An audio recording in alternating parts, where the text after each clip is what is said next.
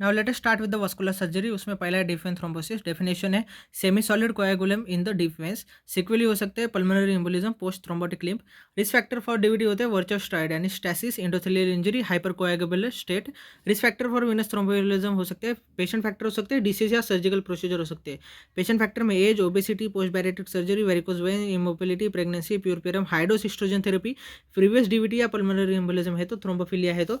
Disease और surgical procedure में trauma surgery हो, specially of the pelvic, hip और लोअर लिम्ब। मैलिग्नेंसी पूरे पूरे कैंसर प्रोथ्रोम्बोटिक स्टेट होते हैं, लेकिन स्पेशली अगर पेल्विक मैलिग्नेंसी है, एब्डोमिनल मेटास्टेसिस है तो। बाकी के भी कुछ फैक्टर है, so read this factors if you want. Most important risk factor होता है admission into the hospital for medical और सर्जिकल ट्रीटमेंट। अगर पोस्ट ट्रॉमा या सर्जिकल पेशेंट है तो उनमें large quantities of tissue factor release किया जाता है, जो इंक्रीज करता है एडेजिवनेस ऑफ द प्लेटलेट्स, जो रिस्क ऑफ थ्रोम्बोसिस इंक्रीज करता है। Protein CNS deficiency is also prothrombotic state. Most common congenital prothrombotic state is factor 5 Leiden mutation. May Thurner syndrome होता है, राइट इलियक आर्टरी प्रेस करती है on the left iliac vein, causing उसका thrombosis.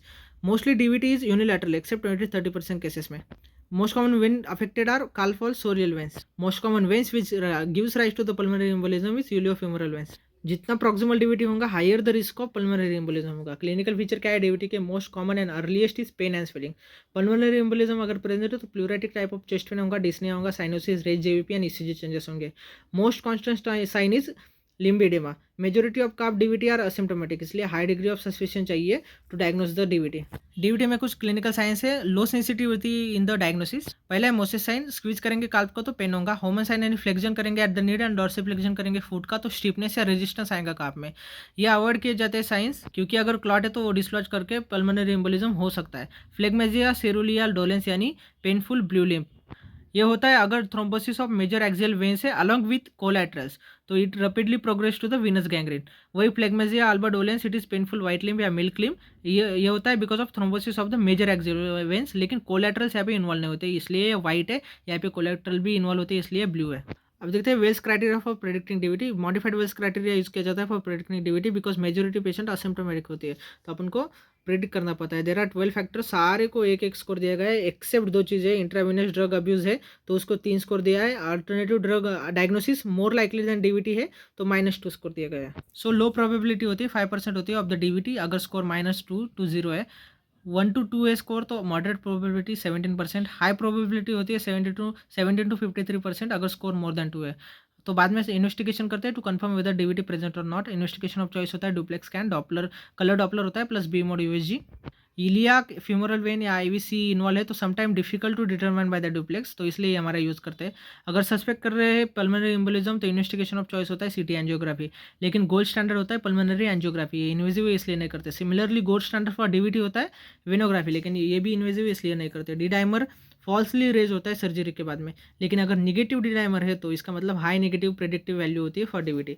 Management करेंगे DVT का, सबसे पहला होता है एंटीकोएगुलेशन। अगर पहले 5 दिन में अपन LMH प्लस वारफेरिन देते, बाद में के 5 दिन में ओनली वारफेरिन देते, क्योंकि वारफेरिन कॉज करता है fall in the protein CNS values earlier than other factors, so इसलिए इंड्यूस करता है transient prothrombotic state in the first 3 to 5 days, इसलिए अपन इनिशियली LMH भी देते हैं। फर्स्ट एपिसोड ऑफ डीवीटी तो वारफेरिन कंटिन्यू करेंगे 3 मंथ्स के लिए। अगर रिकरेंट डीवीटी हो तो लाइफ लॉन्ग एंटीकोएगुलेशन देते हैं। मॉनिटरिंग करेंगे पेशेंट के वारफेरिन थेरेपी पे, INR से मॉनिटरिंग करते हैं। प्रोथ्रोम्बिन टाइम ऑफ पेशेंट अपन prothrombin time of the control, तो टारगेट INR होता है 2 to 3। सो डीवीटी के पेशेंट में क्लॉट फॉर्म हो रहा है, we don't want it to propagate, इसलिए अपन एंटीकोएगुलेंस देके, तो ये कोएगुलेशन नहीं होने देके इसलिए INR ज़्यादा होता है। तो टारगेट होता है 2 to 3, लेकिन वही अगर मैकेनिकल हार्ट वॉल का पेशेंट है तो टारगेट INR होता है 2.5 to 3.5।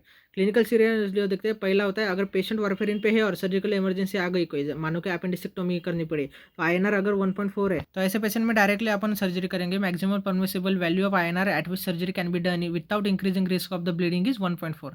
लेकिन अगर पेशेंट वारफेरिन पे है और सर्जिकल इमरजेंसी आ गई लेकिन INR 2.5 है, अपन को पहले INR रिड्यूस करना पड़ेगा क्विकली। यूज करते हैं अपन प्रोथ्रोम्बिन फैक्टर कॉन्सेंट्रेट, ये ज़्यादा यूजफुल होता है than the FFP, fresh frozen plasma. अब अगर प्रेग्नेंट पेशेंट है ऑन द डीवीटी तो उसमें ओरल एंटीकोएगुलेंट्स तो टेराटोजेनिक होती है, इसलिए अपन LMWH यूज करते हैं। अगर patient is sensitive to the heparin तो fondaparinux, it is factor 10A inhibitor. Bivalirudin, it is direct thrombin inhibitor. NOAC, it is factor 10A inhibitor. This are novel anticoagulants like rivaroxaban and apixaban, this do not require monitoring, तो ये सारी use कर सकते हैं pregnant female में। अब next है management में डायरेक्ट थ्रोम्बोलाइसिस। तो इसमें कैथेटर इंड्यूस थ्रोम्बोलाइसिस किया जाता है by using streptokinase and urokinase. ये किया जाता है अगर पेशेंट अर्ली आया तो। This lead to decrease the incidence of the post thrombotic syndrome and post thrombotic limb. Attract trial किए गए थे। This thrombolysis is useful in patient with the proximal यानी कि ileal and femoral involvement DVT with moderate to severe symptoms. तो इसमें साबित हो चुका है। फिर तीसरे प्रकार का मैनेजमेंट है IVC filters. It is filter और sieve in the IVC to prevent the thrombi moving upward. तो most commonly used is Greenfield filter. So indication क्या होंगे? Indication for vena cava filter, patient DVT का है but anticoagulation के लिए उसको Contra indication है, मानो कि हेड ट्रॉमा का पेशेंट है, तो उनमें अपन वेना कावा फिल्टर यूज करेंगे। तो सबसे पहला है recurrent thromboembolism despite adequate anticoagulation. दूसरा इंडिकेशन है deep venous thrombosis in a patient with contraindication to the anticoagulation. तीसरा है chronic pulmonary embolism and resultant pulmonary hypertension.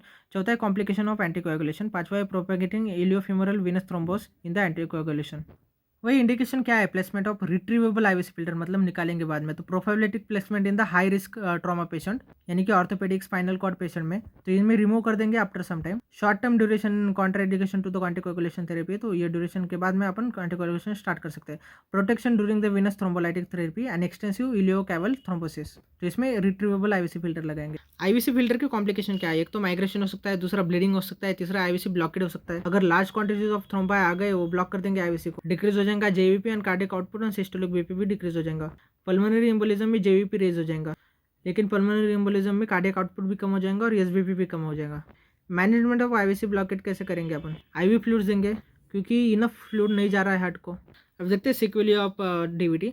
Post thrombotic ले गया post thrombotic syndrome. It is seen in almost 2/3 of the patient of the DVT. 80% blood flow जाता है through the defence, लेकिन DVT में तो D when block हो गए तो पूरा के पूरा ब्लड सुपरफिशियल वेन से जाएगा। That can give rise to chronic venous hypertension, varicose vein, pigmentation and lipodermatosclerosis.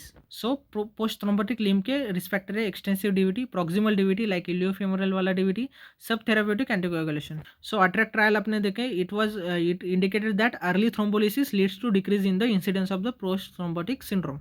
So DVT अगर प्रिवेंट करना है तो अपन क्या करेंगे? To give the prophylaxis for DVT we do risk stratification of the patient, जो बताता है about which patient can develop DVT. तो इसमें लो रिस्क ग्रुप है, मॉडरेट एंड हाई रिस्क वाले। लो रिस्क क्राइटेरिया में आता है minor surgery less than 30 minutes, any age no risk factor, major surgery more than 30 minutes, age less than 40 minutes 40 year and no other risk factor, minor trauma and और medical illness. Moderate में याद रखने की जरूरत नहीं। High risk criteria याद रखने के लिए उसमें आता है मेजर ऑर्थोपेडिक सर्जरी और fracture of pelvis, hip and lower limb, major abdominal pelvic surgery for cancer, major surgery trauma medical illness in patient with DVT, pulmonary embolism और thrombophilia, lower leg limb paralysis example stroke, paraplegia, major lower limb amputation. So moderate and high risk patient में अपन dual prophylaxis देते हैं, both mechanical and pharmacological. वही low risk में सिर्फ mechanical prophylaxis देते हैं। प्रोफाइलेक्सिस देखते हैं तो मैकेनिकल एंड फार्माकोलॉजिकल। मैकेनिकल में early amputation, pneumatic compression stocking देते हैं। Pharmacological just superior than the mechanical prophylaxis. LMWH use किया जाता है, सबक्यूटेनियसली एडमिनिस्टर किया जाता है, लॉन्गर हाफ लाइफ है and no monitoring is required. Sitting from the lying down position increase करता है risk of pulmonary embolism. Pneumatic compression stocking ये वाली है, these are inflated intermittently to prevent the stasis of blood. तो ये सब देखिएगा लोअर लिम्ब एक्सट्रीमिटी के डीवीटी के लिए। अब देखते हैं अपर एक्सट्रीमिटी डीवीटी। ये रेयर है, इट कैन बी प्राइमरी और सेकेंडरी। तो प्राइमरी देखते हैं। Primary is known as Paget Schroetter disease, so it is axillary vein thrombosis. It is seen in the patient with the repetitive arm movements like weight lifter, javelin throwers, and it can also be the venous component of the thoracic outlet obstruction due to compression of the subclavian vein leading to the axillary vein thrombosis. तो secondary upper extremity के DVT हो सकते हैं। It developed due to indwelling catheter और due to cancer. Clinical feature होते हैं pain, swelling and oedema. Investigation of choice same रहेगा, duplex scan करेंगे। Management is similar to the DVT. Surgical management can also be done if secondary to the thoracic outlet obstruction. Next condition है superficial thrombophlebitis यानी कि inflammation and thrombus in the superficial veins. It is most common complication of an IV line, superficial thrombophlebitis. Clinical features होते हैं painful cord like swelling होती है ये वाली। Management कैसे करेंगे? एंटी इन्फ्लामेटरी एजेंट्स देंगे क्योंकि ये इन्फ्लामेशन है। थ्रोम्बोफोब ऑइंटमेंट देंगे। Compression garments can also be given later on. Now let us see varicose veins. Anatomy देखते हैं वेनस सिस्टम की। So venous system of lower limb में होता है superficial system, deep venous system, और दोनों superficial and deep are connected by the perforators. Superficial वाला carry करता है 20% of the blood. Blood flow होता है unidirectionally upward with the help of the valves to prevent the back flow. 80% blood flow होता है through the deep system and इसमें भी blood flow unidirectional होता है, गार्ड किया जाता है बाय द वॉल्व्स। ये जो परफोरेटर होते हैं उसमें भी वॉल्व्स होते हैं और यूनिडायरेक्शनल फ्लो होता है from the superficial to the deep system. Deep veins के 3 पेयर्स है, peroneal veins, anterior tibial veins, posterior tibial veins. ये तीनों पेयर्स जॉइन होते हैं to form the popliteal vein, जो फर्दर ड्रेन करता है into superior femoral vein, superficial femoral vein, और बाद में to the common femoral vein. वही सुपरफिशियल वेन्स में दो मेजर सिस्टम है, great saphenous vein and short saphenous when. तो ग्रेट सैपिनस वेन देखेंगे स्टार्ट होती है from the medial end of the dorsal venous arch, करते हैं at the anterior to the medial malleolus. So ये वाला जो सेक्शन होता है वेन का, it is very significant as it can be used for the venous cut down. So vein run करते हैं along the medial aspect of the knee, finally drain करते हैं in the saphenofemoral junction. Saphenofemoral junction is situated 4 centimetre below and lateral to the pubic tubercle, और ये वाली constant location होती है। एक और होती है एंटीरियर या एक्सेसरी सैपिनस वेन, ये लाई करती है on the lateral aspect of the knee and it is involve in the patient with isolated varicosities on the lateral aspect of the knee, anterior या accessory saphenous vein. Great saphenous vein below the knee is closely associated होती है with the saphenous nerve, therefore जब stripping करेंगे of the saphenous vein, it should be done with the care to avoid injury to the saphenous nerve. Coronary artery bypass grafting के लिए सैपिनस when graft use किया जाता है, तो तब भी सैपिनस ग्राफ्ट निकालते वक्त सैपिनस नर्व डैमेज हो सकती है, तो we have to be careful. फिर देखते हैं short saphenous vein, it arises from the lateral end of the dorsal venous arch. So lateral end से आए तो ये फिर ट्रैवल करते हैं posteriorly to drain at the saphenopopliteal junction. तो दिस इज सैफेनोपोप्लेटियल जंक्शन। लेकिन सैफेनोपोप्लेटियल का जंक्शन कोई फिक्स लोकेशन नहीं होता, इट हैज वेरिएबल लोकेशन, तो इसलिए this junction need to be marked prior to the surgery of the patient. तो इसकी वेरिएबल लोकेशन की वजह से there is higher recurrence in the short saphenous system even after the surgery. वही अपन ने देखा saphenofemoral junction has a constant position 4 centimetre away from the pubic tubercle, below and lateral to the pubic tubercle. Short saphenous vein is closely associated with the sural nerve all along its course, तो इसकी वजह से अपन short saphenous when को strip नहीं कर सकते। सो ये short saphenous when था, उसका क्रेनियल एक्सटेंशन होता है, it is known as vein of Giacomini, जो ड्रेन करता है into the great saphenous vein. अब देखते हैं perforator, there are at least 100 to 150 perforators. कुछ नेम परफोरेटर है, जैसे कि थाई पे होता है Hunterian perforator, above knee Dodd perforator, below knee Boyd perforator. Above medial malleolus 3 Cockett perforators होते हैं situated 5, 10, 15 centimetres above the medial malleolus. Heel पे होता है मे कस्टर परफोरेटर। तो great saphenous vein at the saphenofemoral junction ये largest perforator है body का। अब देखते हैं वेरिकोज वेन। वेरिकोज यानी dilated tortuous veins with defective valves. Pathophysiology देखते हैं, blood from the lower limb flow करता है against the gravity, this movement is contributed by negative pressure होता है in the thorax during inspiration and compression होता है by the surrounding muscles of the when. एक ambulatory venous hypertension theory दी गई। So exercise करते वक्त pressure in the superficial vein system reduce हो जाता है क्योंकि ब्लड जाता है in the deep venous system, लेकिन in patient with the defective valves due to backflow of the blood there is increase pressure in the superficial venous system. So इससे explain होता है development of the varicose veins. So varicose veins can be primary varicose vein, secondary varicose vein. Primary वाले होते हैं due to defective valves और congenital absence of valves. Secondary varicose vein can be secondary to the DVT, post thrombotic limb, can also give rise to varicose veins. क्योंकि 80% जो blood flow होता था deep venous system से, यहाँ पे वो इम्पेड हो चुका है। सो इसकी वजह से ज़्यादा ब्लड फ्लो जाता है through the superficial venous system, जिससे वेरिकोज वेन के चांसेस बढ़ जाते हैं। फिर सेकेंडरी वेरिकोज वेन का दूसरा कॉज है सेकेंडरी टू द अब्डोमिनल और पेल्विक मैसेज लाइक ट्यूमर्स और सार्कोमा, जो प्रेस करते हैं ऑन द वेनस सिस्टम, जिससे वेरिकोज वेन होते हैं। तो ऐसे पेशेंट में देखेंगे तो varicosities will extend above the inguinal ligament also. अब देखते हैं risk factor for varicose vein. पहला है फैमिली हिस्ट्री, ऑक्यूपेशनल हजार्ड्स। और सेकेंडरी वेरिकोज वेन के लिए रिस्क फैक्टर है more common in the females होता है as compare to males, in obese patient and in pregnant females. Clinical feature देखते हैं वेरिकोज वेन का, मोस्ट कॉमन क्लिनिकल फीचर होता है dilated veins in the limbs, dull aching pain होता है, pigmentation होता है, this is due to haemosiderin deposition. So varicose vein based on the size of the dilated veins they are named. तो उसमें आता है वेरिकोज वेन यानी dilated vein more then 3 mm इन diameter, ये कॉस्मेटिक एंड फंक्शनल प्रॉब्लम होता है। वही reticular veins देखेंगे, this are dilated vein 1 to 3 mm, ये कॉस्मेटिक एंड फंक्शनल प्रॉब्लम होता है। वही डर्मल फ्लेयर्स देखेंगे, सो डर्मल फ्लेयर्स या thread veins, this are thread veins, dermal flare, ये डायमीटर होता है less than 1 mm, this are only cosmetic problem, कोई फंक्शनल प्रॉब्लम नहीं है। Then one more term is corona phlebectasia, it is also known as malleolar flare, it is fan shaped pattern of telangiectasia यानी intradermal venules less than 1 mm in diameter, and this corona phlebiectasia are thought to be an early sign of the advanced venous disease. Next is atrophy blanche, so it is pale white area surrounded by a dermal flare or thread veins, and it is also considered as the early sign of advanced venous disease.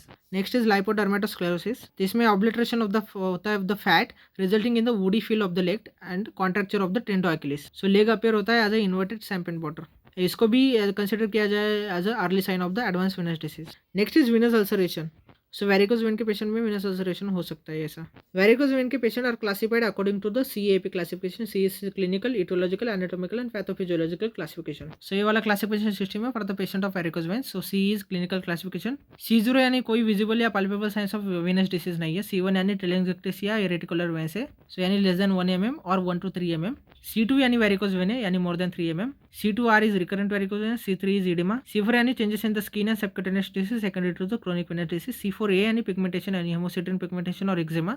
C4V यानी lipodermatosclerosis और atrophic blanche, atrophic pale white areas. C4C यानी corona phlebitis. C4C and C4 corona phlebitis. C5 is healed ulcer. C6 is active venous ulcer. C6R is recurrent active venous ulcer. Etiological classification देखते हैं. EC is congenital, P is primary, S is secondary, post thrombotic हो सकता है.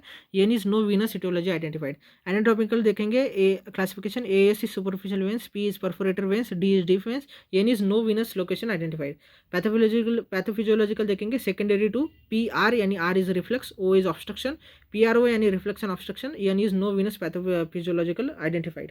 Varicose vein के लिए कुछ clinical test है. उसमें पहला है ट्रेंट-एलेनबर्ग टेस्ट. इसमें लेग्स रेज किए जाते हैं और एम्प्टी की जाती है वेंस को और टॉर्निकेट टाई किया जाता है just below the saphenofemoral junction. तो इसके पहले पार्ट में पेशेंट को अपन स्टैंड अप करने के लिए बोलेंगे और टॉर्निको को ओपन कर देंगे. In normal people gradual feeling दिखाई देंगी, लेकिन अगर रिपीट फीलिंग है तो that indicates SFJ is incompetent. इसके सेकंड पार्ट में पेशेंट को अपन स्टैंड करने को बोलेंगे और टॉर्निकेट को ओपन नहीं करेंगे. अगर इनकॉम्पिटेंट परफोरेटर से है तो फीलिंग ऑफ द वेन्स होंगी फ्रॉम द बिलो. फिर आते हैं कुछ clinical signs. Morrissey's cough impulse. So ये होती है thrill that is felt at the saphenofemoral junction while the patient coughs. So ये पॉइंट आउट करता है to the incompetent saphenofemoral junction. Next is स्वाच test. It is a thrill felt when tapped over the vein. ये indicate करता है saphenofemoral junction incompetence. Next is Fegan method and multiple tourniquet test. तो Fegan method में देखेंगे it is done to identify the location of the incompetent perforator. Outline करेंगे vein को with a marker. जब patient खड़ा होता है तो पेशेंट को बाद में लाई डाउन करने को बोलेंगे और वेन को एम्प्टी कर देंगे. फिंगर को अपन रन करेंगे थ्रू द मार्क पाथ और whenever there is a blowout or depression is felt that indicates the site of incompetence. Multiple tourniquet test में multiple tourniquet अपन टाई करेंगे at the various perforator levels. In between the two perforators whenever we get the dilated vein that is the location of incompetent perforator. फिर करते हैं modified Perthes test. ये की जाती है to rule out the DVT. Tourniquet tie करेंगे without emptying the veins below the saphenofemoral junction. Patient को खड़ा रहने के लिए बोलेंगे and made to walk. Normal person में टॉर्निको कोलैप्स कर देगा सुपरफिशियल वेरिकोज वेन्स को एंड ब्लड फ्लो हो जाएगा to the deep venous system. तो ये नॉर्मल पेशेंट में डीप वेनस सिस्टम से ब्लड फ्लो हो जाएगा. सो इसकी वजह से this when patient is made to walk the superficial veins will collapse and patient will have decreased pain in the normal person. लेकिन वही थ्रोम्बोस डीप वेन्स है तो यहाँ से भी ब्लड नहीं जा सकता अभी सुपरफिशियल से, डीप से तो नहीं जा रहा, तो pain will increase and veins will distend further. So इसलिए DVT needs to be ruled out before varicose vein management. क्योंकि अगर मैनेजमेंट में अपन वेरिकोज सुपरफिशियल वेन्स को निकाल देंगे, अभी पहले से ही ब्लॉक डीप वेन्स है, so it will be unable to circulate the blood. तो इसकी वजह से इडेमा एंड गैंग्रीन हो जाएगा. सो सारे क्लिनिकल टेस्ट है low sensitivity, therefore other investigation need to be done. तो उसमें पहला इन्वेस्टिगेशन ऑफ चॉइस है Doppler with the B mode USG also known as duplex scan. It is investigation of choice. Dopplers give the following information regarding flow of the blood. ये also बताता है direction of flow. जो flow away है it is red, जो blue वाला दिखाता है it is the flow towards the heart. फिर एक इन्फॉर्मेशन है reflux. Reflux is defined as retrograde flow lasting 0.5 second और मोर. डुप्लेक्स स्कैन पे देखेंगे तो मिकी माउस साइन दिखाई देता है. Mickey Mouse sign is also seen in the portal way triad. So Mickey Mouse sign में देखेंगे एक होता है फ्यूमरल वेन, एक होता है कॉमन फ्यूमरल आर्टरी और एक होता है GSV ग्रेट सैफेनस वेन. अब देखते हैं मैनेजमेंट ऑफ वेरिकोज वेन क्या करेंगे. एडजुवेंट मैनेजमेंट होता है, डेफिनेटिव मैनेजमेंट होता है. एडजुवेंट मैनेजमेंट में सबसे पहले होता है कंप्रेशन गारमेंट और स्टॉकिंग. कंप्रेशन गारमेंट स्टॉकिंग के कुछ क्लासेस है. क्लास 1 में 14 to 17 mmHg का प्रेशर क्रिएट किया जाता है. क्लास 2 में 18 to 24, class 3 25 to 35, class 4 is more than 35 mmHg. So class 3 compression garments are commonly used in the patient with varicose vein, लेकिन कंप्लायंस कम होता है. लिम्फेडेमा के लिए अपन हायर प्रेशर गारमेंट्स यूज करते हैं, लेकिन क्लास 3 चाहिए वेरिकोज वेन के लिए. लेकिन अगर पेशेंट को arterial and plus venous disease है तो compression garments should be used with caution, क्योंकि अपन we can occlude the arterial supply. तो इसलिए अगर पेशेंट को low ankle brachial fracture index है तो compression garments should be avoided. Second adjuvant. अब देखते हैं वेरिकोज वेन में किए गए डेफिनेटिव सर्जरीज. तो सर्जरी कर सकते हैं अपन for great saphenous vein and saphenofemoral junction incompetence. उसमें traditional surgery Trendelenburg procedure. Latest procedure है EVLT एंड RFA.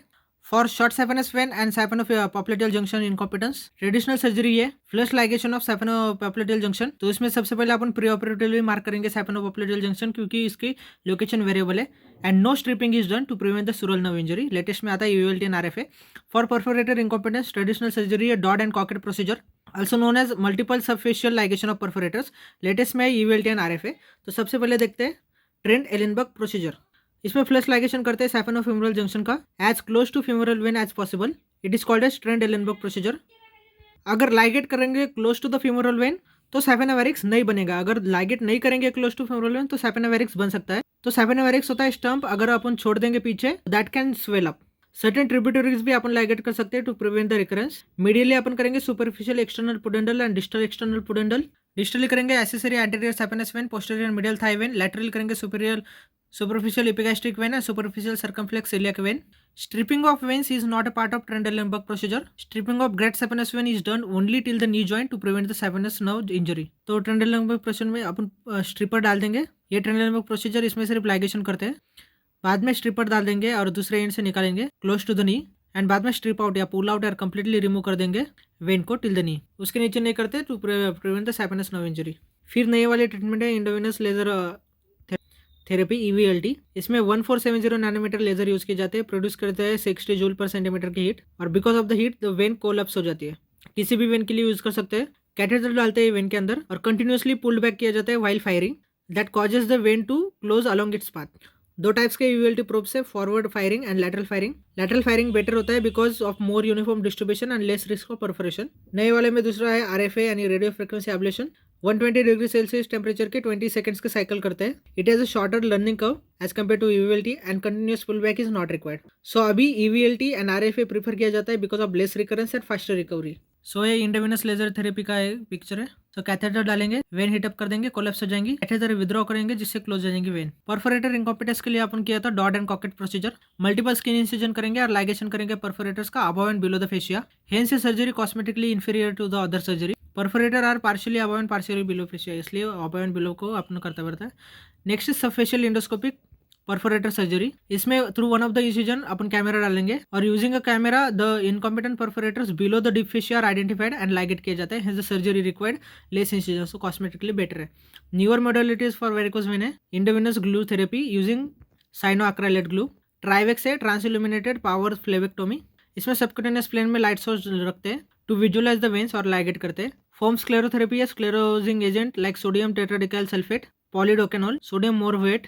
तो इसमें स्क्लेरोजिंग एजेंट डालते हैं जो इंड्यूस करते हैं inflammation and causes vein to collapse and fibrose. Normal sclerotherapy में जब स्क्लेरोजिंग एजेंट यूज करेंगे vein in contact with blood will not induce fibrosis in the wall, इसलिए फोम यूज किया जाता है that will provide better distribution. Foam sclerotherapy use किया जाता है for the veins less than 3 mm in diameter, so इसलिए it is use for reticular vein and thread veins. लेकिन foam therapy is associated with the high recurrence rate and higher complication rate. फिर है Tessari technique. Tessari technique is method used for foam creation. इसमें एक part use करते हैं स्क्लेरोजन का and 3 और 4 parts use किए जाते हैं ईयर। अब वेरिकोज वेन की सर्जरी के कॉम्प्लिकेशन देखते हैं। वुंड इन्फेक्शन हो सकता है, it is most common complication wound infection.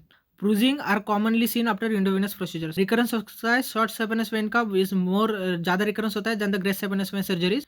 It is because of the variable location of the saphenopopliteal junction. Fourth complication is bleeding. फिर आता है injury to nerves, injury to vessels. अब varicose vein के क्या complication हो सकते हैं? एक तो ब्लीडिंग हो सकता है, तो अगर ब्लीडिंग होने लगे तो elevation of the limb is done to stop the bleeding. Tourniquet apply नहीं करते क्योंकि that will increase the bleeding.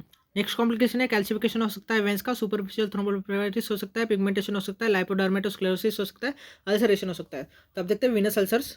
Ambulatory venous hypertension theory is the pathophysiology behind the development of venous ulcers. So venous ulcers are commonly found along the medial malleolus or gaiter area of the leg. लेकिन अगर ulcer है along the lateral malleolus, it is most probably due to saphenous vein.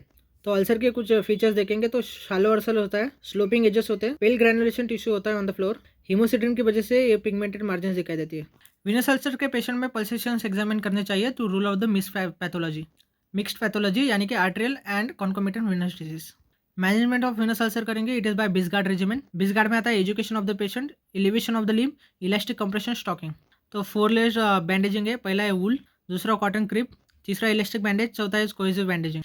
35 to 40 mmHg pressure apply किया जाता है। इन arterial disease, अगर arterial disease भी present है and ABPI is between 0.5 to 0.8 तो सिर्फ 30 mmHg प्रेशर दिया जाता है, नॉट 35 to 40 mmHg। बिस्गार्ड में आगे है dressings. Surgery, there is level 1 evidence that surgery for varicose vein reduce करता है recurrence of ulcers. Medical management है pentoxifylline, it is the only drug approved, increase करता है माइक्रोस्कुलर परफ्यूजन को। Next is Marjolin ulcer. ये long standing venous ulcer या burn scar patient में develop होता है। It is squamous cell carcinoma most commonly and rarely BCC हो सकता है। इसमें raised everted cauliflower like edges होते हैं। मार्जुलिन अल्सर का मैनेजमेंट करेंगे, सर्जिकल एक्सcision करेंगे, रेडियोथेरेपी इज अवॉइडेड क्योंकि ulcer returns aggressively after radiotherapy. फिर एक चीज़ है Klippel Trenaunay syndrome. It is mesodermal abnormality, ये नॉन फैमिलियल सिंड्रोम है। तो इसमें होते हैं vestigial veins, varicose veins and absent defence. Also there is cutaneous naevus, soft tissue and bone hypertrophy. तो यहाँ पे एब्सेंट डिफेंस होते हैं, इसलिए इन पेशेंट में varicose veins are the only source of drainage. इसकी वजह से varicose veins are manage conservatively, surgery नहीं करते। नेक्स्ट कंडीशन है पार्कस वेबर सिंड्रोम। यहाँ पे मल्टीपल एवी फिस्टुले होते हैं, हाई कार्डियक फेलियर होता है, लिम्ब हाइपरट्रोफी होती है। Now let us see arterial disorders. इसमें सबसे पहला है acute arterial occlusion. So acute occlusion that occurs secondary to the embolus. Embolus का सोर्स होता है हार्ट। तो क्वेश्चन में कीवर्ड्स दिखेंगे जैसे कि arterial fibrillation, irregular heart beat. तो इसकी वजह से इम्बोला बनता है इन द हार्ट और जो डिस्टली शॉवर्ड ऑफ होता है। तो एक्यूट आर्टेरियल ऑक्लूजन के फीचर्स है, क्लिनिकल फीचर्स 6 वीज है, याद रखने के लिए ट्रिक है। पेन पैलर होगा यानी लिम्ब व्हाइट हो जाएगा, paresis paraesthesia usually complete loss of sensation होगा, पॉइकिलोथर्मिया यानी कोल्ड लिम्ब होगा, पल्सलेसनेस होगी यानी pulselessness is a late sign. Acute arterial occlusion में इन्वेस्टिगेशन ऑफ चॉइस होता है डुप्लेक्स स्कैन। तो डुप्लेक्स स्कैन पे नॉर्मल वेसल में देखेंगे तो ट्राइफेसिक फ्लो होता है।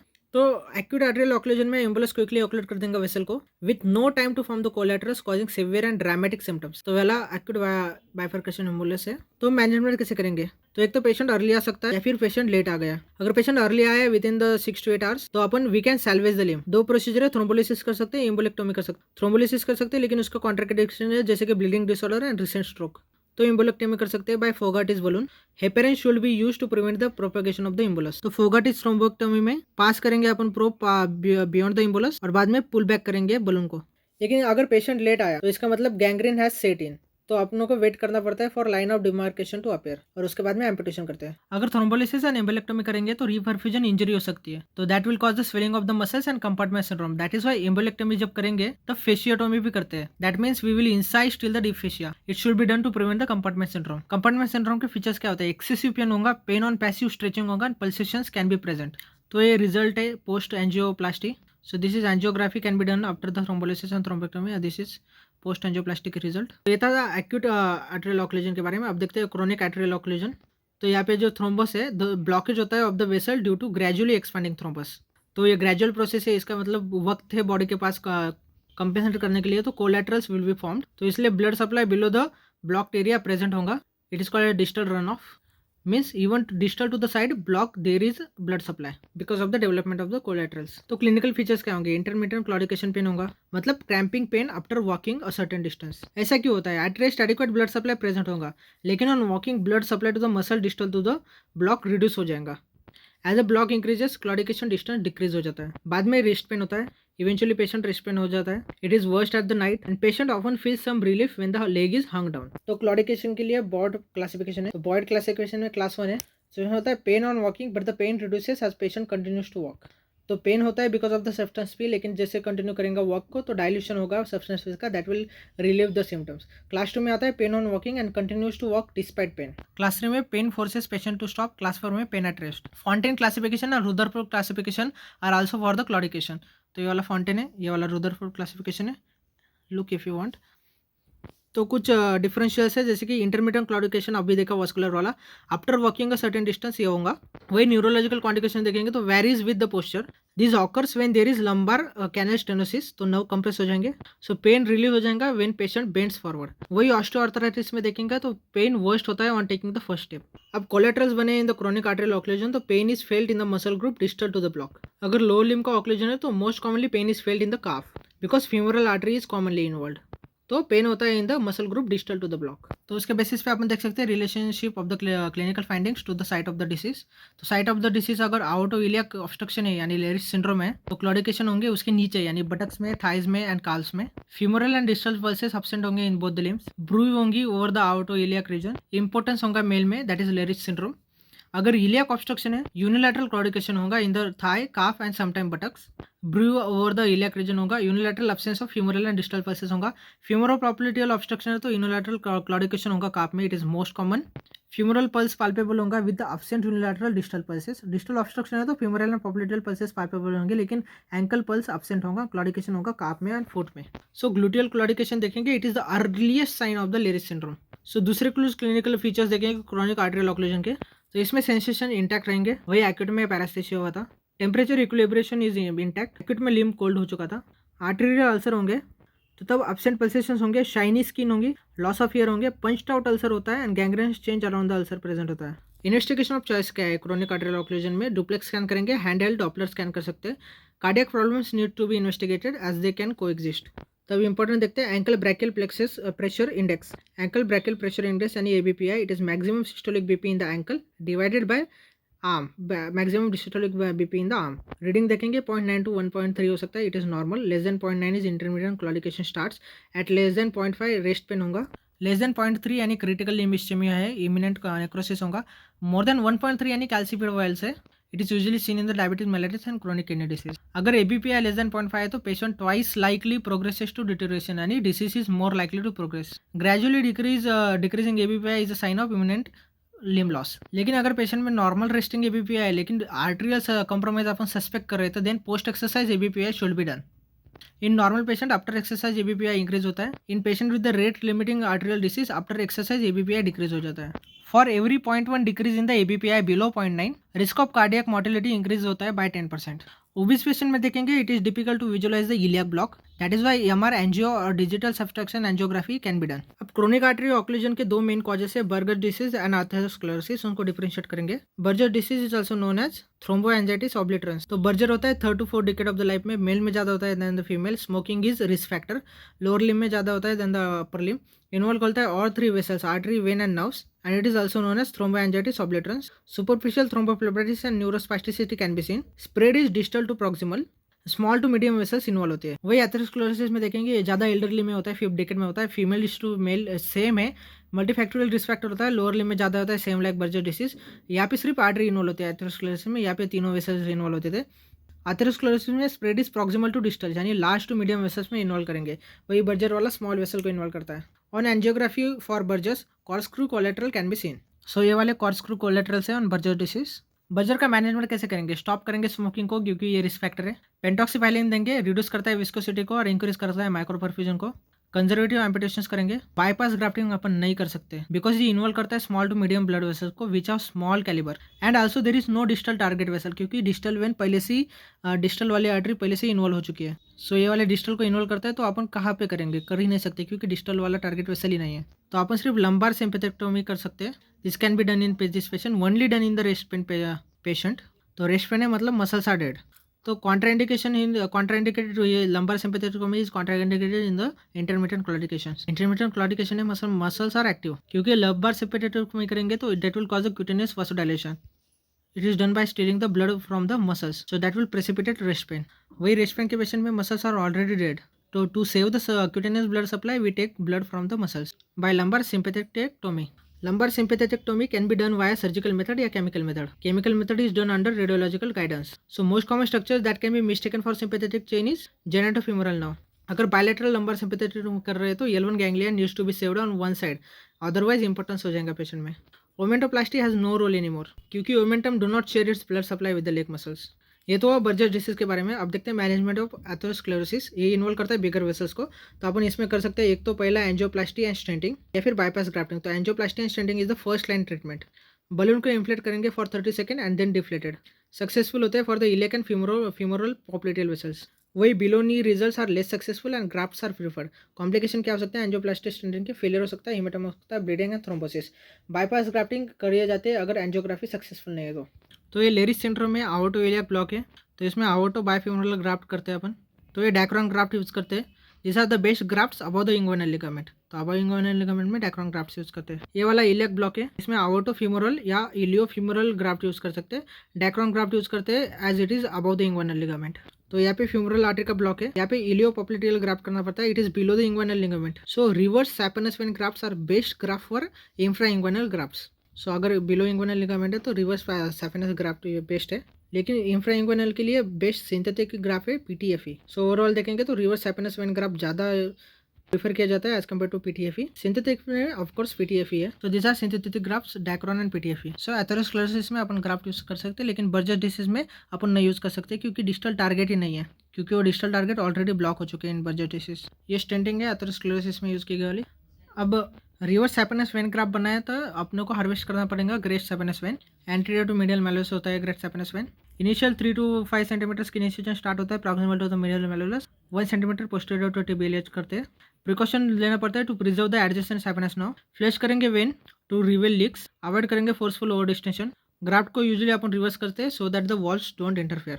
अब देखते हैं कॉम्प्लिकेशंस ऑफ आर्टेरियल ऑक्लूजन। एक तो हो सकता है gangrene, macroscopic and microscopic death of the tissue. तो गैंग्रीन हो सकता है डायग्रैंग्रीन, वेट गैंग्रीन। तो डायग्रैंग्रीन होता है because of desiccated tissue by gradual slowing of blood. इसमें गुड लाइन ऑफ डिमार्केशन बनता है, shrivelled skin present distally, a bone is involve, stump is conical, so this line of demarcation is more distal in bone as compare to the surrounding tissue. So wet gangrene होता है जब Venus blockage होता है और super added infection होता है। This dry gangrene can get converted into wet gangrene, poor line of demarcation होता है। सो ये ड्राई गैंग्रीन है, बर्जर डिसीज वाला, this is dry gangrene, line of demarcation है। वेट गैंग्रीन में पुअर लाइन ऑफ डिमार्केशन होता है। Infection can extend to neighbouring tissues, final line of demarcation is more proximal than the block. So क्या होता है line of demarcation? It is junction between the dead and living tissue, it is line by the granulation tissue and here hyperaesthesias present होते हैं। अब amputation करना पड़ेगा, उसके indication है dead, deadly and damn nuisance. Dead यानी gangrene, deadly यानी gas gangrene, sarcomas cancer, damn nuisance यानी कॉन्ट्रैक्चर है, साइनस, फिस्टुला डिफॉर्मिटी है।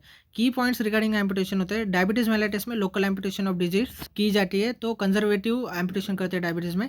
इफ मेटाटार्सोफैलेंजियल जॉइंट इन्वॉल्व है तो रे इंसिजन किया जाता है। ट्रांस मेटाटार्सियल एम्पुटेशन है, ये किया जाता है when several toes are affected. Below knee amputation में प्रिजर्व करते हैं नी को, बेस्ट चांसेस ऑफ वॉकिंग होते हैं, लेकिन अबोनी एम्पुटेशन में flap seal well. Amputation stump के बारे में देखेंगे, below knee should not be less than 8 centimetre below the knee, 10 to 12 centimetre होना चाहिए, so that good prosthesis can be put. Two ways to do the below knee amputation, एक होता है long posterior flap, ये मोर पॉपुलर है, anterior mark 10 centimetre below the tibial tuberosity रखते हैं, और एक होता है स्क्यू फ्लैप, सो ये वाला लॉन्ग पोस्टेरियल फ्लैप वाला एम्पुटेशन है। अबव नी में length not less than 20 centimetre for prosthesis to fit in. अब एम्पुटेशन तो कर दिया, उसके कॉम्प्लिकेशंस क्या होंगे? अर्ली एम्पुटेशन के अर्ली कॉम्प्लिकेशन और लेट कॉम्प्लिकेशन। अर्ली में होगा haemorrhage, infection, flap necrosis, if the flap is not rest properly and blood supply is poor, DVT हो सकता है। लेट कॉम्प्लिकेशन में होगा पेन, फैंटम लिम्ब होगा, फैंटम लिम्ब सिंड्रोम होगा, ये होता है जब न्यूरोमा फॉर्म होता है, when nerves are not sharply cut leading to the perception of the limb still being there. Arterial disorder में नेक्स्ट कंडीशन है, इंपॉर्टेंट है, अन्यूरिज्म। अन्यूरिज्म यानी dilatation of the vessel. So most common form of aneurysm होता है fusiform aneurysm, यानी uniform dilatation of the vessel. So common vessel involve जो होती है, these are vessels of circle of Willis. Most common extra cranial vessel involve होती है infrarenal abdominal artery. Most common peripheral vessel involve होती है popliteal vessel. Most common visceral vessel होती है splenic artery. So most common vessel involve in the mycotic aneurysm is also artery. Mycotic word misnomer है क्योंकि ये fungal नहीं होता, ये होता है बैक्टीरियल अन्यूरिज्म। ऑर्गेनिज्म इन्वॉल्व होता है staph aureus. Pseudo aneurysm formation commonly seen in the femoral artery और ये सेकेंडरी टू द कैनुलेशन और एनी ट्रॉमा होता है। अब देखते हैं abdominal aortic aneurysm, AAA. So infrarenal abdominal artery most common extracranial vessel होती है to be involve in the aneurysm formation. Aneurysm formation का मोस्ट इंपोर्टेंट रिस्क फैक्टर होता है एथेरोस्क्लेरोसिस। यूके में स्क्रीनिंग स्टार्ट किया जाता है एट 65 ईयर्स ऑफ एज और डन यूजिंग यूएसजी एब्डोमेन होता है। Screening is done because very common होता है एन्यूरिज्म उस पॉपुलेशन में, और स्क्रीनिंग इसलिए भी की जाती है क्योंकि एन्यूरिज्म का एक क्रिटिकल डायमीटर होता है, अगर वो रीच किया गया तो risk of rupture goes exponentially. So क्या होता है critical diameters of aneurysm? Abdominal artery aneurysm में होता है 5.5 सेंटीमीटर। इसका मतलब इसका एन्यूरिज्म अगर 5.5 से ऊपर गया then chances of rupture increases exponentially. तो अगर ये डायमीटर रीच हुआ तो पेशेंट इज अगर असिम्प्टोमेटिक भी है पेशेंट तो then we should be surgically management. So ये क्रिटिकल डायमीटर 5.5 सेंटीमीटर, अगर उसके ऊपर गया सिम्टम्स ही नहीं पेशेंट को फिर भी सर्जिकल मैनेजमेंट करेंगे। चांसेस ऑफ रप्चर हायर होते हैं फीमेल्स में, इसलिए critical diameter in females is 5 centimetre. Critical diameter होता है for ascending thoracic aortic aneurysm 5.5 centimetre. अगर मोर देन 5.5 सेंटीमीटर इंक्रीज होता है in size per year then it is considered significant, तो ऐसे पेशेंट में सर्जरी रिकमेंड किया जाता है। डिसेंडिंग थोरेसिक आर्टिक अन्यूरिज्म में क्रिटिकल डायमीटर होता है 6 सेंटीमीटर। अगर मोर देन 1 सेंटीमीटर साइज में इंक्रीज हो रहा है तो दैट इज सिग्निफिकेंट फाइंडिंग।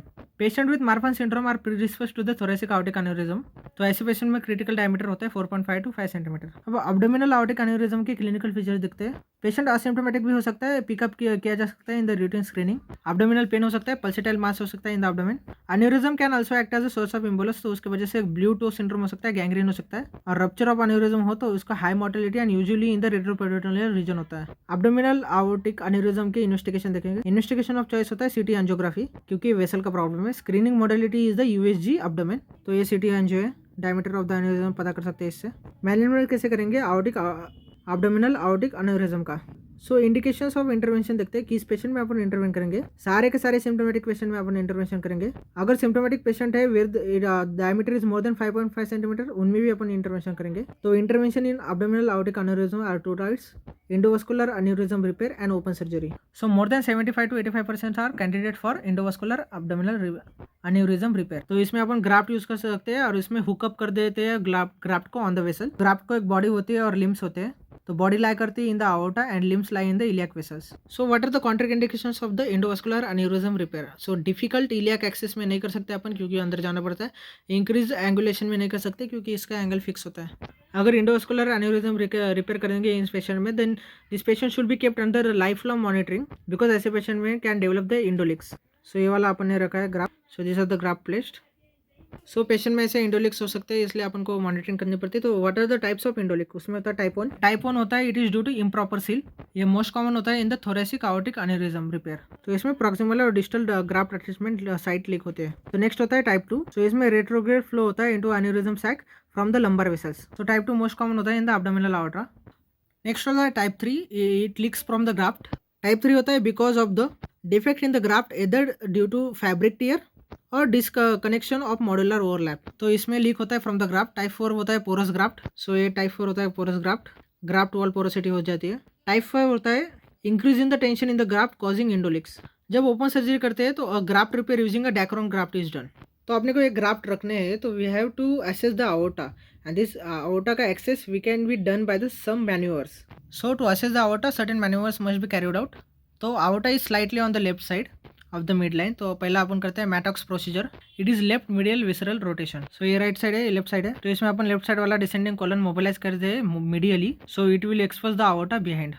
फिर है कैटल ब्रश मैन्योर, ये यहाँ पे नहीं करते। It is the right medial visceral rotation. So right medial visceral rotation, यहाँ पे एसेंडिंग कोलन को अपन मोबिलाइज करते हैं मीडियली जिससे आईवीसी एक्सपोज हो सके। सो ये यूज किया जाता है in patient with the renal cell carcinoma with the IVC metastasis. So we can also do the कॉकराइजेशन।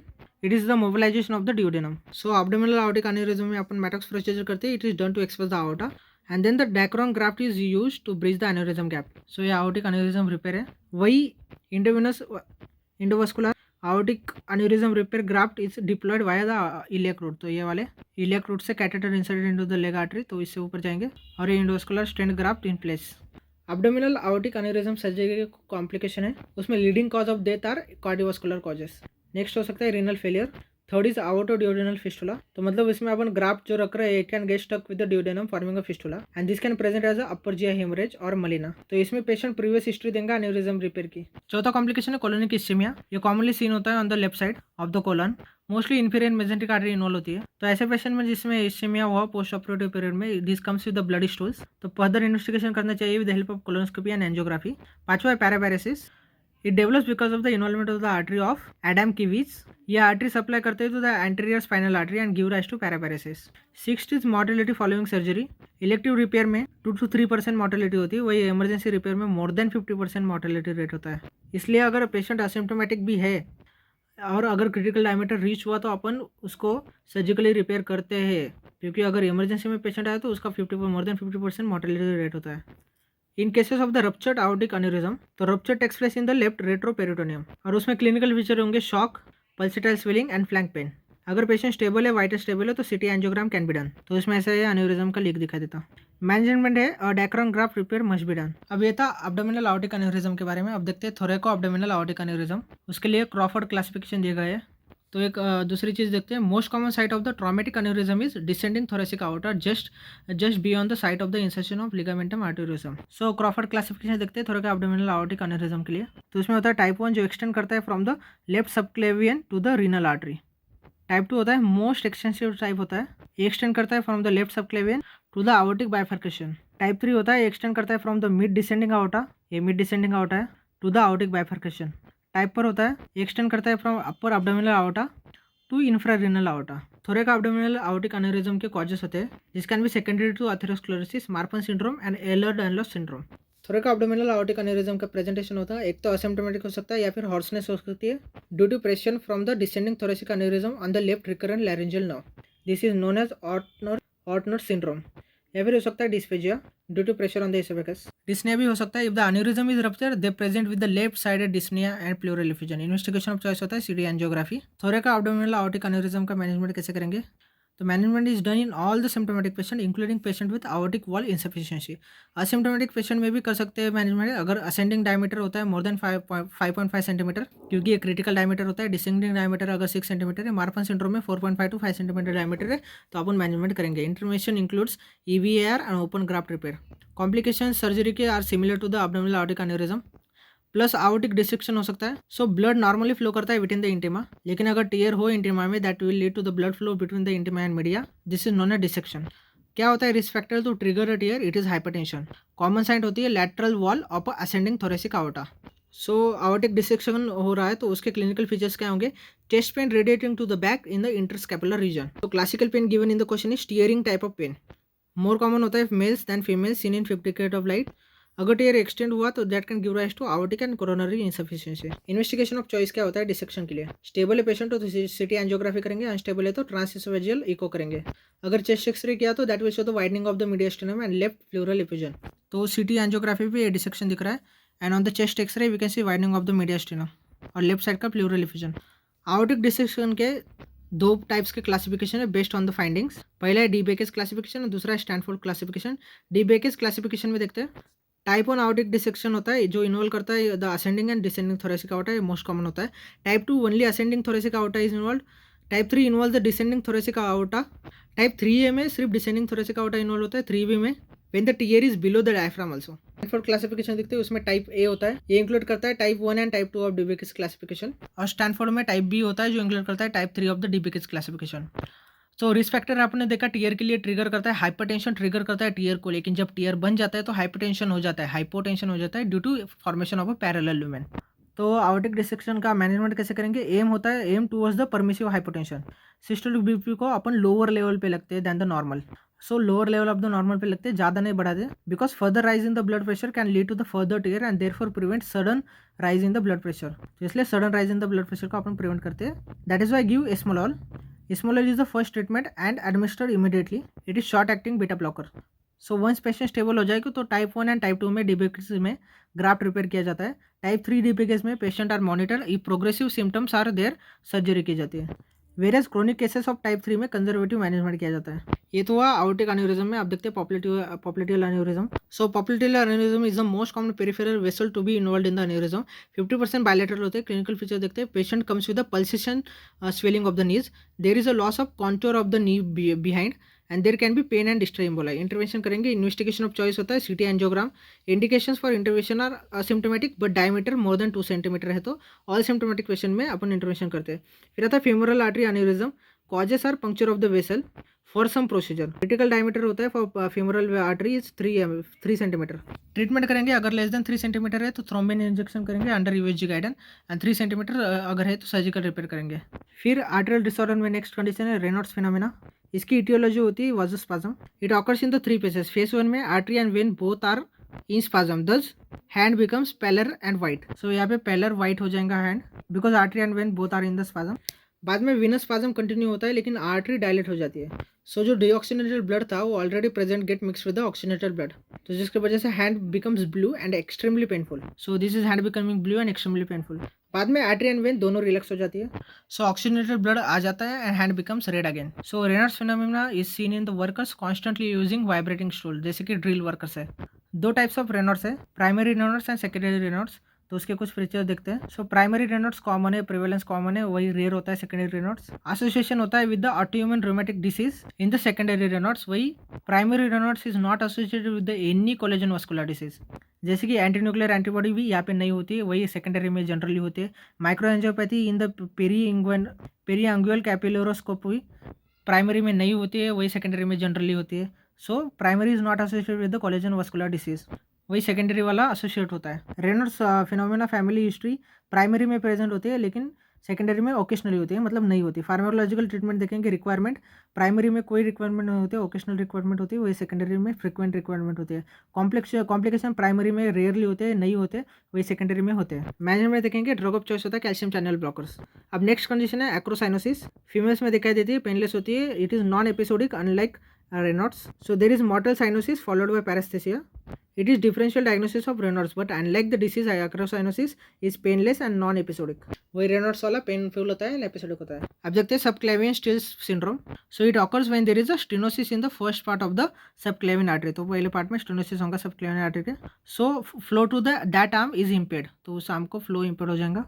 तो ऐसा पेशेंट जब एक्सरसाइज कर रहा होता है विथ सबक्लेवियन स्टेनोसिस तो उसमें रेट्रोग्रेड फ्लो होता है जो होता है from the vertebral arteries. As a result of which there is less blood flow into the brain, जिसकी वजह से सिंकोपल अटैक्स आते हैं और डिजीनेस होती है. तो आर्टरी का प्रॉब्लम है तो CT angiography is the investigation of choice. Management करेंगे एंजियोप्लास्टी. फिर आता है carotid artery stenosis. Most common side होता है कैरोटिड आर्टरी स्टेनोसिस का बाइफर्केशन पे. मोस्ट कॉमन कॉज होता है secondary to atherosclerosis. Clinical features क्या होंगे? असिम्प्टोमेटिक होंगे. Detected when the Doppler is done for the neck. Symptoms हो सकते हैं इंक्लूड करता है transient ischaemic attack. Most common presentation that resolves in the 24 hours. Amaurosis fugax हो सकता है यानी episodic blindness that resolves after some time. Dysphagia भी हो सकता है. इन्वेस्टिगेशन ऑफ चॉइस होता है duplex scan to know the degree of block. So carotid artery stenosis में इंडिकेशंस क्या है सर्जरी की? 70% और ग्रेटर स्टेनोसिस है with any of the following finding, जैसे कि इप्सिलैटरल अमोरोसिस फ्यूगस और monocular blindness, contralateral facial paralysis, arm and leg paralysis, हेमियानोपिया, dysphagia. तो ऐसे कंडीशन में अपन सर्जरी करेंगे. फिर नेक्स्ट कंडीशन है thoracic outlet syndrome. Thoracic outlet include करता है सबक्लेवियन वेसल्स को एंड ब्रैकियल प्लेक्सस को. So this are the subclavian vessels and this are brachial plexus. So blockage हो जाएगा इस आउटलेट का that will give rise to thoracic outlet syndrome. So it can be either arterial block, venous block और patient can come with the neural symptom. Block होता है because of the cervical rib. So block occurs due to cervical. Pure muscle tone physiotherapy help करता है इसमें. Arthritis and tumours. सो अगर arterial block हुआ तो subclavian artery is compressed leading to thrombus formation and give off emboli causing distal gangrene और claudication. Vein का block हो तो थ्रोम्बोसिस होगा. तो सबक्लेवियन और एक्सियल वेन का थ्रोम्बोसिस होगा. न्यूरल सिम्टम होंगे can be due to brachial plexus compression giving rise to symptoms mainly on the ulnar side. So ulnar distribution पे ज़्यादा सिम्टम्स होंगे.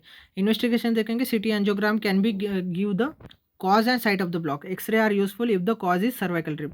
So thoracic outlet syndrome patient में clinical test करते हैं. इसमें पहला है एडसन टेस्ट. सो अफेक्टेड आपको अपन एक्सटेंड करेंगे मैक्सिमली और फिर अपडक्ट करेंगे 30 डिग्रीज एट द शोल्डर और एक्सटेंड कर देंगे नेक को और टर्न करेंगे हेड को टुवर्ड द इप्सिलैटरल शोल्डर और पेशेंट को इनहेल करेंगे, डीपली इनहेल करने को बोलेंगे. तो आप देखेंगे डिक्रीज और absence of ipsilateral radial pulse.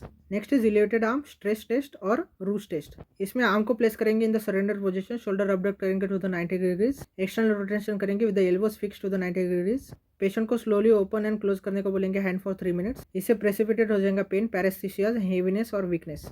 फिर अपर लिम टेस्ट है टेंशन टेस्ट. इसमें पोजीशन 1 होते हैं. इसमें आर्म अपडक्ट करेंगे to 90 degrees with the elbows flexed.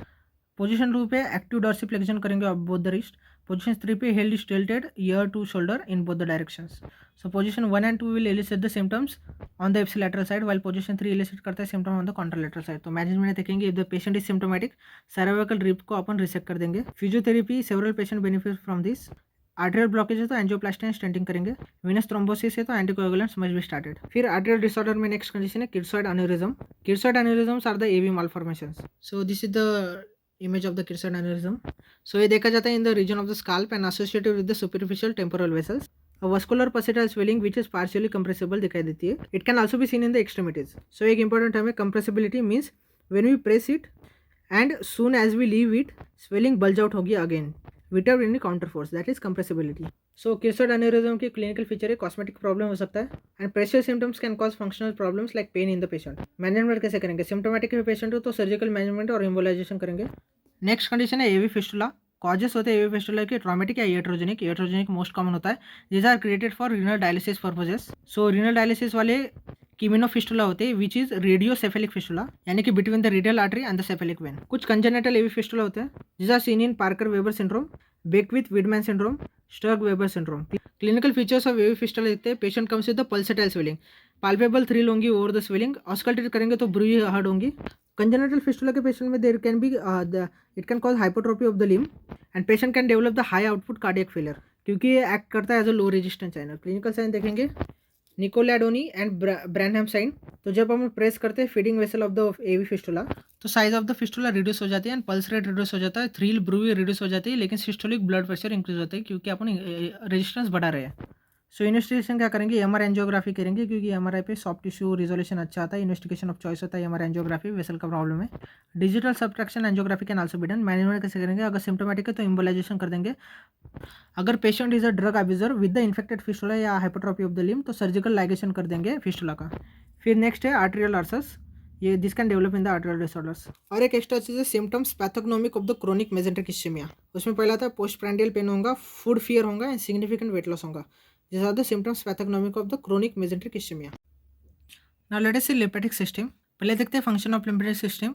Function होता है रिटर्न करना protein rich fluid back into the circulation. Lymphatic system का एम्ब्रियोलॉजी एंड डेवलपमेंट देखते हैं।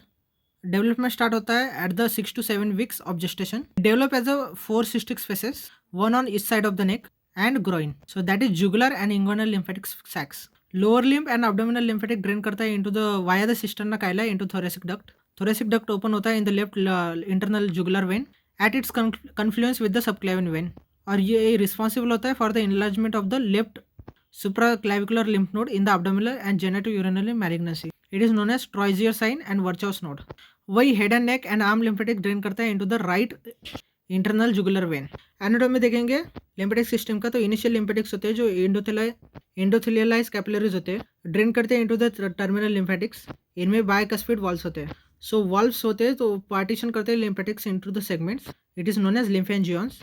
Lymphangions are the contractile in nature and help to push the lymph forward. तो same mechanism होता है as Starling's law in the heart. So that is more the stretching, more is the contractility.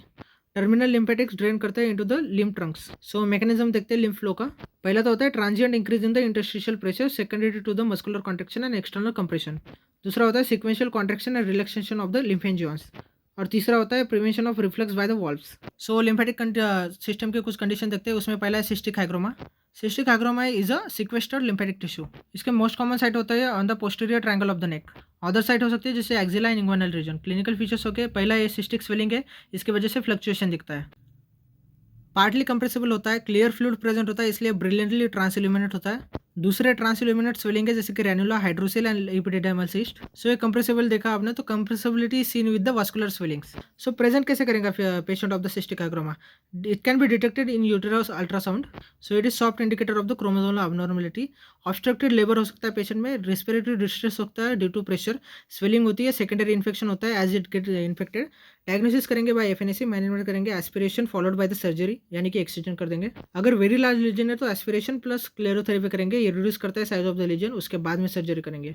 तो cystic hygroma की most common position अपन ने देखे तो posterior triangle of the neck होता है, उसमें ऐसे स्पाइनल एक्सेसरी नो होती है, that can be injured during the operation and that can cause the shoulder dysfunction. तो नेक्स्ट कंडीशन देखते हैं acute lymphangitis. It is acute infection of the lymphatics. Organism होते हैं streptococcus and staph aureus. Clinical feature होते हैं pen, reddish stick दिखाई देती है एंड फीवर होता है। मैनेजमेंट के तौर पे अपन करेंगे limb elevation, analgesic, broad spectrum antibiotics देंगे, आईवी एंटीबायोटिक्स देंगे। अगर पेन एंड फीवर परसिस्ट कर रहा है बियॉन्ड 48 आवर तो सस्पेक्ट करेंगे एब्सिस को एंड परफॉर्म करेंगे इंसिजन एंड ड्रेनेज को। नेक्स्ट कंडीशन है लिम्फेडेमा। डेफिनेशन लिम्फेडेमा की, it is excessive interstitial fluid.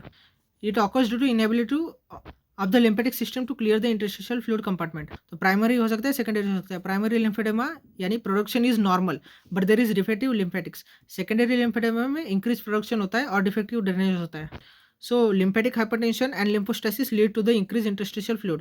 तो inflammatory factors are released, तो fibrosis and skin changes occur on a long term.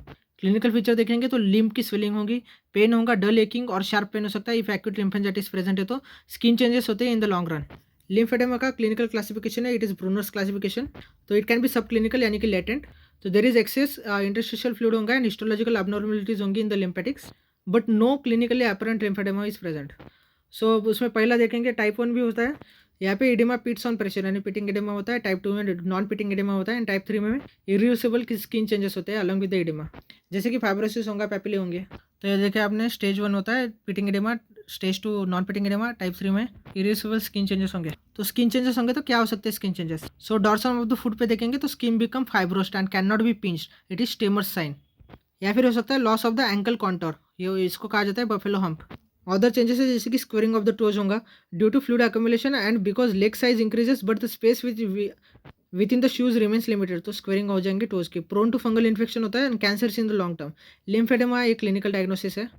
Lymphoedema clinical diagnosis होता है, investigation किए जाते हैं, जैसे कि लिम्फ वॉल्यूम मेजरमेंट किया जाता है to quantified the amount of the lymphoedema, कितना है। तो इसमें पहला है वाटर प्लेथेस्मोग्राफी कर सकते हैं, ये गोल्ड स्टैंडर्ड होती है for quantification of the lymphoedema. So we can see how much water get displaced. अगर लेस देन 20% डिस्प्लेस हो तो माइल्ड है, 20-40% डिस्प्लेस हो तो मॉडरेट है, मोर देन 40% डिस्प्लेस हो तो सेवियर है। Also we can find out the circumference of the involve limb and compare with the other limb, इससे भी अपन पता कर सकते हैं कितना क्या वाटर है, अमाउंट ऑफ लिम्फेडेमा कितना है पता कर सकते हैं। डायरेक्ट लिम्फेंजियोग्राफी कर सकते हैं, it is gold standard to identify the type of lymphoedema. ये इन्वेजिव मेथड होती है जहाँ पे indocyanine green dye inject किए जाते हैं into lymphatics in the web spaces. So इससे डायरेक्ट लिम्फेंजियोग्राफी से अपन आइडेंटिफाई कर सकते हैं टाइप ऑफ लिम्फेडेमा। तो देखते हैं types of primary lymphoedema abnormalities seen on direct lymphangiography. तो उसमें पहला है congenital hyperplasia of the lymphatics, it is seen in the 10% of the cases. यहाँ पे इंक्रीज होता है number of lymphatics but they are defective, males में ज़्यादा होता है, फीमेल्स से यूनिलैटरल बायलैटरल इक्वल होता है, वेरिएबल रिस्पॉन्स करता है to the therapy. Second type है डिजिटल ऑब्स्ट्रक्शन। सो ये मोस्ट कॉमन होता है, it is around 80% of the cases में दिखाई देता है। इसमें एब्सेंट या रिड्यूस डिजिटल सुपरफिशियल लिम्फेटिक्स होते हैं associated with the aplasia and hypoplasia. Patient get maximum benefit from the therapy और ऑफन बायलैटरल होता है। Most common primary lymphoedema is lymphoedema praecox यानी occurs around the pubertal age, and lymphoedema praecox में majority of the patient will have digital obstruction. फिर तीसरा है proximal obliteration seen in 10% of the cases. Obstruction होता है at the level of aortoiliac and inguinal nodes, rapidly progressive होता है and poor prognosis होता है। तो aortoiliac and inguinal nodes are the proximal in position, so ये proximal obliteration है। अपन कर सकते हैं CECT, single axial CT through the mid calf has been reported as a useful test. ये हेल्प करता है differentiate between lymphoedema, venous oedema and lipoedema. तो लिम्फेडेमा देखेंगे तो coarse non enhancing reticular honeycomb pattern होता है in an enlarge subcutaneous compartment. वही Venus oedema, इसमें इंक्रीज वॉल्यूम होता है ऑफ मस्कुलर कंपार्टमेंट। लाइपोइडेमा में इंक्रीज सबक्यूटेनियस फैट होता है, या सबक्यूटेनियस फैट होता है। वेनस एडेमा में मस्कुलर कंपार्टमेंट इंक्रीज होता है, वही लिम्फेडेमा में सबक्यूटेनियस कंपार्टमेंट इंक्रीज होता है। तो लाइपोइडेमा में भी सबक्यूटेनियस फैट इंक्रीज हो रहा है। तो clinically lipoedema is symmetrical, bilateral and more common in females compare to males. अब देखते हैं different types of primary lymphoedema. Primary lymphoedema यानी डिफेक्टिव लिम्फेटिक्स है विथ नॉर्मल प्रोडक्शन। तो पहला टाइप है lymphoedema congenita, 0 to 2 years of age में होता है, मेल्स में जाता है फीमेल्स से। Can involve multiple limbs, face and genitalia. Familial हो सकता है, स्पोरेडिक हो सकता है। Familiar form is known as Nonne Milroy syndrome, it is cause due to mutation of FLT4 gene, VEGF genes. फिर आता है लिम्फेडेमा प्रीकॉक्स, 2 to 35 ईयर्स में होता है, peak incidence is in the puberty, female में जाता है मेल से। ये मोस्ट कॉमन टाइप होता है प्राइमरी लिम्फेडेमा का, usually unilateral till the knee. Familial और स्पोरेडिक हो सकता है। Familial form is known as Meige disease, it is cause due to mutation of GJC gene. फिर तीसरा आता है लिम्फेडेमा टार्डा, ये रेयर होता है, occurs after 35 years of age. सब देखते हैं syndromes associated with the lymphoedema, at least 3 नाम याद रखो ये वाले, Hennekam syndrome, Emberger syndrome and वोलिडेट syndrome, FAT4, GATA2 and IKBKG। तो सबसे पहले देखता है FAT4 होमोलॉग और डॉर्सोफिला फैट ट्यूमर सप्रेसर 4। इसमें माइक्रोसेफेली होता है, अनयूजुअल फेस होता है and lymphoedema affecting all the 4 limbs. Hennekam syndrome कहा गया है, अबनॉर्मल लिम्ब ड्रेनेज होता है in all the 4 limbs and the thoracic duct. GATA2 gene होता है in the myelodysplasia, Emberger syndrome, hypoplasia होता है ऑफ द लिम्फेटिक्स। IKBKG में इक्टोडर्मल डिस्प्लेजिया होता है एंड हाइड्रोटिक ऑस्टियोपेट्रोसिस, इम्यूनोडिफिशियंसी होती है, वोलिडेट सिंड्रोम होता है। अब सेकेंडरी लिम्फेडेमा देखते हैं, इंक्रीज प्रोडक्शन या फिर डिफेक्टिव ड्रेनेज हो सकता है, मोर कॉमन होता है than the primary lymphoedema. And most common cause of the lymphoedema overall and in lower limb is filariasis. Most common cause of lymphoedema in the upper limb is post mastectomy lymphoedema. तो ये वाला post mastectomy lymphoedema है। So post mastectomy में देखेंगे अगर lymphatic clearance किया तो risk of lymphoedema is 2 to 10%। Incidence lymphoedema का रिड्यूस हुआ है by the sentinel lymph node biopsy. Increase incidence seen in अगर रेडियोथेरेपी दी गई given to the axilla after surgery, और अगर क्लियरेंस किया गया लिम्फ नोड्स का अबव द एक्सिलरी वेन तो उसमें इंसिडेंस इंक्रीज होता है लिम्फेडेमा का। अब देखते हैं फिलारियसिस और elephantiasis. Elephantiasis secondary to filariasis due to Wuchereria bancrofti, transmit किया जाता है mosquito bite. Wuchereria bancrofti cause destruction of the lymphatics distal and proximal giving rise to lymphoedema. Diagnosis करेंगे माइक्रोफिलेरिया देखेंगे in the night time peripheral smear. Management करेंगे by the DEC, kills करता है microfilaria को but it can not reverse the lymphoedema और skin changes. तो ये वाला वल्वर फिलारियसिस है, एलिफेंटिसिस है। कॉम्प्लिकेशन देखेंगे लिम्फेडेमा के, इन्फेक्शन हो सकता है, लिम्फेंजाइटिस हो सकता है, फंगल इन्फेक्शन हो सकता है। स्किन चेंजेस होकर स्किन साइंस दिखेंगे, बफेलो हार्म, squaring of the toes and Stemmer sign. Cancer हो सकता है जैसे कि स्टीवा ट्रीव सिंड्रोम हो सकता है। So Stewart Treves syndrome is a development of the angiosarcoma in long standing lymphoedema, यानी 8 से 10 साल बाद हो सकता है। ये प्रेज़ेंट करता है as a bluish reddish nodules, management होगा aggressive surgery and chemotherapy, bad prognosis होता है। Other cancer associated with the lymphoedema, Kaposi sarcoma, squamous cell carcinoma, liposarcoma, basal cell carcinoma, malignant melanoma and lymphoma. तो lymphangioma देखते हैं। Lymphatic vessels can thrombose in a long run and fibrose and form nodules, that is lymphangioma. Lymphangioma circumscriptum is less than 5 centimetre. Lymphangioma diffusum is more then 5 centimetre. Lymphangioma अबिग्ने is arranged in a reticular fashion. अब lymphoedema का management देखते हैं। पहले तो pain relief करेंगे और दूसरा करेंगे स्किन केयर। तो प्रोटेक्ट करेंगे हैंड्स को व्हेन वॉशिंग अप और gardening, wear a thimble when sewing, never walk barefoot और walk wear a protective footwear, use a electric razor to deprecate, never let skin become macerated, do not let it wet, cuts को treat करेंगे, grazes promptly, wash करेंगे, dry करेंगे, apply antiseptic and a plaster, insect repellent spray करेंगे, insect bite को promptly antiseptic लगाएंगे, and seek the medical attention as soon as the lymph becomes hot, painful and more swollen. And do not allow the blood to be taken from or injection to be given in the affected limb. Also avoid the BP measurement. Protect करेंगे affected skin को from the sun, shade high factor sun block, consider करेंगे taking antibiotics if going on holiday, only if suspecting infection. Control कैसे करेंगे swelling को? Decongestive lymphoedema therapy देंगे। First phase में short phase of intensive supervise therapy देंगे, that includes MLD and MLLB. MLD में manual lymphatic drainage करेंगे, multilayer lymphoedema bandaging करेंगे। Second phase में मेंटेनेंस फेज देंगे, it is self care regiment. अब देखते हैं MLD MLLB multilayer lymphoedema bandaging. Effects are reduce करेंगा एडिमा को, रिस्टोर करेंगा shape of the affected limb, reduce करेंगा स्किन के चेंजेस को, hyperkeratosis and papillomatosis, that is why treatment start as asap before permanent skin changes develop. Eliminate करेंगा lymphorrhoea को, support करेंगा inelastic skin को, सॉफ्टन करेंगा सबक्यूटेनियस टिश्यूज को। अब देखते हैं difference between the compression garments for varicose when and pressure bandaging garments for the lymphoedema. So pressure garments for lymphoedema, there should be 100% pressure at the ankle, 70% at the knee, 50% in the thigh, 40% in the groin, and pressure required is more than what is required for the varicose vein. upper limb में 30 to 40 mmHg चाहिए, lower limb में 40 to 60 mmHg चाहिए। लेकिन उसमें अगर कोएग्जिस्टेंट arterial disease है, ये हो सकता है, तो इसलिए अपन को मेजर करना पड़ता है ankle brachial pressure index. It should be more than 0.8 to 0.9 for carrying out multilayer lymphoedema bandaging. अगर ऐसा नहीं है तो अपन नहीं कर सकते।